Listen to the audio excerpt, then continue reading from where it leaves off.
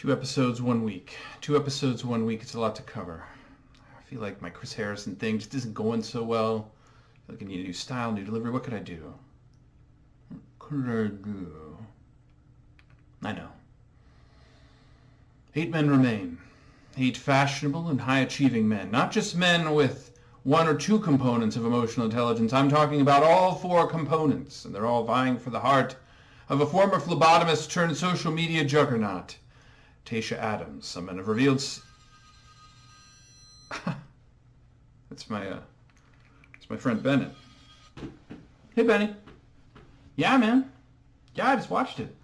Yeah, no, I don't think you seem like a D-bag at all. I mean, maybe ostentatious, maybe Harvard-y, but not a D-bag. No, I wouldn't worry about that. Oh, no. I mean, I wouldn't steal your look or your style. I mean, absolutely not. Are we on this Saturday for squash? Awesome. Who's bringing the croissants? Is it you or me or you will? Awesome, Benny. I'll see you then, man. All right, later. Yeah, I mean, I don't think it looks like a D-bag. All right, maybe that's not going to work. I don't know if that's my style. Where's the scarf inside anyway? Anyhow, Chris shows back up and he's interviewing Tayshia. Remember, he was just dropping his son off at college and suddenly he's back. So he's like, hey, I heard Bennett's back in town. And she's like, oh yeah, he's here. And he's like, hey, there's so many great guys here. You could hardly make a mistake, Tayshia. And she's like, yeah, I know. I want to get married. And he's like, yeah, you totally should. So the writers have been working overtime once again for us to create this segment. But then we jump right into the awesome one-on-one date with Blake, and he's sitting there with the rest of the guys kind of waiting for Tayshia, and he's like, well, I expect to be able to have a great experience and receive a rose. And Tayshia shows up, and he's like clearly super nervous, and she's like, are you ready to go? And he's like, yep, I'm ready. And they walk outside because every single date happens right on the La Quinta Inn property. And it turns out they're going on like a Reiki chakra quartz crystal date with a Reiki that shows up, and she's like, hey, choose a quartz, choose a crystal. And so she like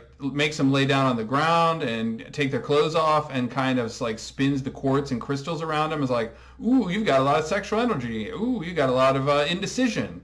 And then she has them like kind of mount each other, and they have to make like super close eye contact. And she's like, share everything, share all of your energy. And it's super awkward. And they interview Blake about it, and he's like, it showed me where we needed to go. And they interview Tayshia about it, and it's like, it shows me that we really aren't where we need to be. And so they're kind of recapping the date with each other, and he's like, yeah, I feel like we have a ways to go, but I think we can get there. And she's like, yeah, I don't think we can get there. In fact, I think you need to leave. And so she takes him to the SUV and loads him up, and then she kind of starts to fall apart. And this will kick off a little sequence where Tayshia falls apart. So in the Tayshia's falling apart sequence, Tayshia starts falling apart, and she wanders in where the men are staying and sitting on the sectional, kind of wondering what's going on. She sits down and is kind of like falling apart and putting her head in her hands. And she's like, oh, everything is so terrible. Everything's so bad. And then she's like, Riley, can I talk to you? And you're like, uh-oh. So it's time to clean house with all the guys that she doesn't really like that much. And so she walks out with Riley, and she's like, hey, I think you're amazing. And, if you ever want to hear the best things about yourself, it's always best to ask that person who's breaking up with you right at the moment. And she just pours out the compliments about how he's so great and he's going to make somebody just an awesome spouse or whatever. And he kind of at first is like a little bit upset by it. And he's like, why keep me? Why keep me around? Why do this to me? And then he snaps out of it and he's like, no, you're amazing. You're the most amazing queen. I'm so glad that I had the chance to meet you. I would never take it back.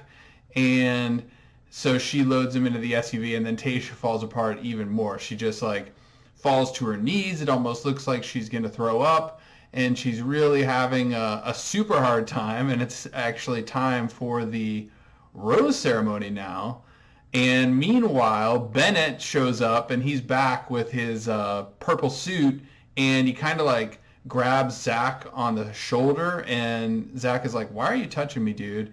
And Bennett's like, well, I always trust Tayshia's judgment, and she allowed me back in, so we'll trust her judgment. Of course, he hadn't trusted her judgment. But anyway, it's time to kick off the awesome rose ceremony. And we know that Ben already has a rose because he revealed that he committed suicide. So he received a rose for that, not to mention getting nude the previous week. So there's 3 roses and 5 guys. And the first rose goes to former addict Zach. And then the second rose goes to super nice Ivan. So that leaves Brendan, Noah, and Bennett. And it's like, who's going to get that final rose? And of course it's Brendan, who is the only one that really she liked that much. And so after all of the 2-on-1 drama with Bennett and Noah, basically Noah got to go on the lie detector date and Bennett got to come back for 15 seconds. And that's the rose ceremony. Now it's time for the Men Tell All, and it's a really very special episode of the Men Tell All with no audience, which is a little bit different, of course. And we're going to recap, first of all, the biggest fights of the year. So we talk about Chasen and Ed and how Chasen called Tayshia a smoke show. So we move on from that. And then we're going to spend, 15, 20 minutes on Noah versus Bennett. Bennett's going to suck on his glasses a little bit. Noah's going to call him an ostentatious Harvard D-bag. And that's about all for that. But the most interesting fight recap occurs when Yosef stops by. Well, who's Yosef? Well, remember a million years ago when Claire was the star of the show and it was a completely different show and she had everybody stripped down for nude strip dodgeball? Well, Yosef had confronted her about it, and now it's time for him to apologize because he lost his cool while he was confronting Claire about strip dodgeball. Now, probably Yosef made a mistake in targeting Claire for this complaint because really the producers undoubtedly invented strip nude dodgeball. So that was probably his first mistake. But everybody kind of pressures him to apologize, and he doesn't back down at all. In fact, Chris even says, hey, this isn't a good look. I've been doing the show a long time. This is one of the worst things I've ever seen. Would you be cool if somebody talked to your daughter like that? And he's like, if my daughter did something like this, I hope somebody would hold her accountable. So he never backs down once, which I think is probably a mistake. He should apologize for losing his cool and for maybe some of the things that he said. But he shouldn't apologize for the nude dodgeball thing. So I think he could have parsed it out a little bit and just said, yeah, nude dodgeball was ridiculous. However, I'm not proud of the way I acted. But he doesn't do that. He doesn't apologize. Meanwhile, neither does Chris apologize on behalf of the show for having the most ridiculous stunt ever, the nude dodgeball where the losers go home naked. It would absolutely never fly. If they did it on The Bachelor, people would be ready to burn down ABC. So Chris could absolutely apologize for that. And he could also possibly apologize on behalf of Claire, who cut the season short, who all these men made all these sacrifices to spend time with, and that didn't get to happen. So while we're doing apologies here, there's a lot of apologizing to do, but no apologies take place. So now it's time for a segment that I'm going to call Why Tayshia Why? So why did you let me go, Tayshia? Please, Tayshia, tell me why. So first we're going to start with Bennett. And Bennett is like, Tayshia, honestly, the 2-on-1 with Noah was one of the worst things I've ever been through. So then I came back and I told you I was in love with you, and then you let me back on the rose ceremony, and then you cut me loose right away. And maybe you're just not that into me, but why, Tayshia, why? And she's like, well, I did want to respect what you said when you said that you loved me, so I let you back on the rose ceremony and cut you 5 seconds later. And it basically was, she wasn't that into him, and she was trying to just be nice, which was probably the right thing to do. So that's the end of that Why Tayshia Why segment. Next is Blake, and Blake wants to know, well, Tayshia, why? What if we would have had more time, Tayshia? And she's like, well, it actually came down to more than just time. And so really she just wasn't that into Blake either. And then finally it's time for the Why Tayshia Why Riley segment. And this one's kind of set up to be maybe the most uncomfortable, and you can see that Riley is still kind of hurting from this, and he's maybe almost about to cry. So then they invite him up to get a hug from Tayshia, and it seems like maybe he's going to confront her and be like, oh, why did you lead me on? Why this? Why that? But he comes to his senses, and I think all these guys are really conscious of how it's going to look if they really question anything that happened on the show. So he's just like, oh, Tayshia kind of reverts back to what he said at the SUV, and he's just like, you're a queen, you're amazing, I had such a great opportunity, I'm so thankful that I got to meet you, you're amazing, etc., etc. And so Tayshia looked a little nervous, and then she's just like, well, thank you. And that's the end of the Why Tayshia Why segment. And just like that, we're in hometown week already. So Tayshia's seen sitting by the pool, sipping on some coffee, thinking about meeting these guys' family. She checks in with Chris. Chris checks in with the contestants. He's like, hey guys, I know you've all spent a combined 3, 4, 5 hours with Tayshia. What do you think about possibly introducing her to your family? And they're like, absolutely, Chris. And he's like, well, great news. Your families are actually on the property here at the La Quinta Inn and Resort. They've all been quarantining. Now, I don't know if that means that Bennett and Noah and Riley and Blake's family were all quarantining too, but we'll never know that. At any rate, these folks are all on the property and they're about to have the hometown dates. So actually it's going to be Brendan that goes first. Brendan's a commercial roofer and he loves carnivals. So each of these dates has a little mini date. Portion of it, the mini date for Brendan, is a carnival. So Brendan's niece and Tayshia and Brendan all play like pop the balloon and ring toss and win a goldfish and like a teddy bear. And that's the end of that date. So then they go and meet with Brendan's brother and sister-in-law. The sister-in-law is kind of tough on Tayshia, asking her some questions about her marriage. The brother reveals that Brendan really wants to get it right this time with his marriage. Remember, Brendan was married before, so was Tayshia. So to me, it just seems super unlikely that you get married, divorced, and then remarried all at 30. I believe Tayshia's 30, Brendan's 30. So they just seem a little young for this whole experience to pan out. I know it seems like they're pretty into each other and Brendan's family seems super jazzed for him, that he seems real happy. However, I just think the feelings are probably stronger for others. I don't have high hopes for this one. So Zach does the standard Tayshia jumps into his arms, hometown date greeting that we've all seen a million times. And so Zach's got a little mini date just like everybody else. And Zach's from New York City, so he has a little mini New York date. It involves practicing hailing a cab. So Tayshia tries to hail a cab and Zach's like, nah, you're doing it all wrong. And he's like, cabs are here. Just like Pauly D or The Situation. He actually talks a lot like Pauly D or The Situation. And so they learn how to hail a cab and they get these little cardboard yellow taxi cabs that they carry around. And so they go on their little New York date, which includes eating bagels because Zach likes to buy bagels in New York. And then they eat an authentic slice of New York pizza and fold it up and eat it. And then because they had such a good time on their New York date, for whatever reason, they go to the famous La Quinta fountain that's seen 7 or 8 times in each episode. And they decide to jump into the fountain and start making out. And Tayshia gets on top of Zach and makes out with him in the fountain.